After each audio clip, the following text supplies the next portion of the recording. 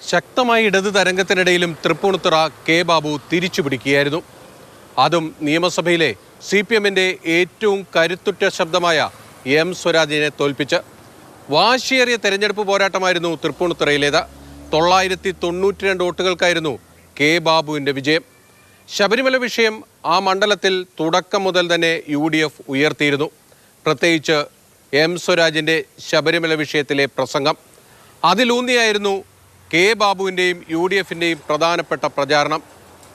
കേസിൽ ഏറ്റവും നിർണായകമായി മാറിയതും ആ പ്രചാരണം തന്നെ. കെ ബാബുവിൻ്റെ തെരഞ്ഞെടുപ്പ് കൺവെൻഷനിൽ കെട്ടിവെക്കാനുള്ള പണം നൽകിയത് ശബരിമല മുൻ മേൽശാന്തിയായിരുന്നു. അവിടെയും ഉയർന്നു കേട്ടത് ശരണം വിളികളായിരുന്നു. പിന്നീട് അങ്ങോട്ട് തെരഞ്ഞെടുപ്പ് പ്രചാരണ ഘട്ടങ്ങളിലെല്ലാം തന്നെ എം സ്വരാജിനെ പ്രതിരോധത്തിലാക്കാൻ കെ ബാബു കൃത്യമായും ശബരിമല വിഷയം ഉയർത്തിക്കൊണ്ടുവന്നിരുന്നു. പിന്നീടത് കേസായി മാറുന്നത് ശബരിമല അയ്യപ്പൻ്റെ ചിത്രമുള്ള വോട്ടർ സ്ലിപ്പ് വോട്ടർമാരിലേക്ക് UDF എത്തിച്ചു എന്നതായിരുന്നു. ആദ്യം LDF പോലീസിൽ പരാതി നൽകി.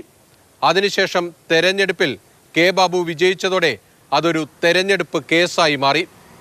ആ വോട്ടർ സ്ലിപ്പ് വിതരണമാണ് ഹൈക്കോടതിയിൽ കെ ബാബുവിനെതിരായ പ്രധാനപ്പെട്ട ആരോപണമായി വന്നിരിക്കുന്നത്. അതിൽ പ്രഥമദൃഷ്ട്യാ കേസ് നിലനിൽക്കുമെന്ന് കണ്ടെത്തി ഹൈക്കോടതി തെളിവെടുപ്പിലേക്ക് കടന്നു. അവിടെ കെ ബാബു ഹൈക്കോടതി ഉത്തരവ് സുപ്രീം കോടതി വരെ ചോദ്യം ചെയ്തു. സുപ്രീം കോടതി കെ ബാബുവിൻ്റെ ഹർജി തള്ളി. തെളിവെടുപ്പ് തുടരാൻ ഹൈക്കോടതിക്ക് അനുമതി നൽകി. അങ്ങനെ 3 വർഷത്തോളം നീണ്ട നിയമ പോരാട്ടത്തിനൊടുവിലാണ് തൃപ്പൂണിത്തുറ തെരഞ്ഞെടുപ്പ് കേസിലെ സുപ്രധാനമായ ഉത്തരവ് ജസ്റ്റിസ് PG അജിത് കുമാർ പറയാൻ പോകുന്നത്. അവിടെ ഏറ്റവും പ്രധാനപ്പെട്ടത് ശബരിമല വിഷയം, അയ്യപ്പൻ്റെ ചിത്രം, അതുവച്ചുള്ള വോട്ട് പിടിക്കൽ ഒരു കറപ്റ്റ് പ്രാക്ടീസായി കോടതി കണ്ടെത്തുമോ, അതിൽ വിതരണം നടന്നുവെന്നത് എം സ്വരാജിന് തെളിയിക്കാൻ കഴിയുമോ എന്നത് തന്നെയാണ്. കറപ്റ്റ് പ്രാക്ടീസ് നടന്നുവെന്ന് കോടതി കണ്ടെത്തിയാൽ കെ ബാബുവിൻ്റെ തെരഞ്ഞെടുപ്പ് റദ്ദാക്കും. അതുമാത്രമല്ല, കെ ബാബുവിന് 6 വർഷത്തെ അയോഗ്യതയും വരും. വിധിയെതിരായാൽ കെ ബാബുവിന് സുപ്രീം കോടതിയിലേക്ക് പോകാം. ഉടനൊന്നും ആ നിയമ പോരാട്ടം അവസാനിക്കുകയും ചെയ്യില്ല.